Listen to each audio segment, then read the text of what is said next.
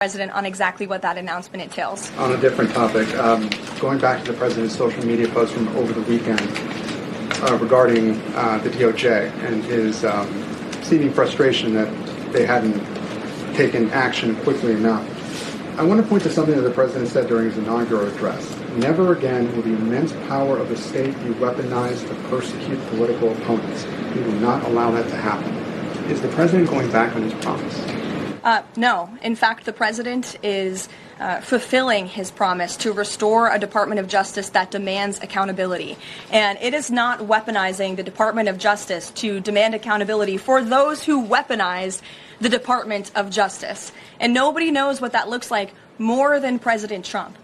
We are not going to tolerate gaslighting from anyone in the media or from anyone on the other side who is trying to say that it's the president who is weaponizing the DOJ. It was Joe Biden and his attorney general who weaponized the DOJ. Joe Biden used this sacred American institution to go after his political opponent in the middle of an election year.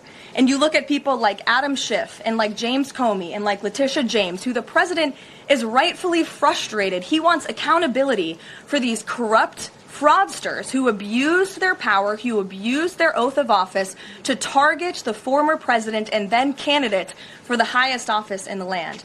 And I think the president is reaffirmed in those frustrations and his hope for accountability by the millions and millions of people who reelected him to this office with a mandate to demand accountability. And the president has not been shy about this, Gabe. In fact, when he traveled to the Department of Justice earlier this year, all of you were there to cover it. He said, quote, "I demand a full and complete accountability for wrongs and abuses that have occurred. The American people gave a mandate to investigate and root the corruption out of our system," and that's what the president wants to see done.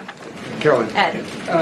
On the autism issue again, there are reams of scientific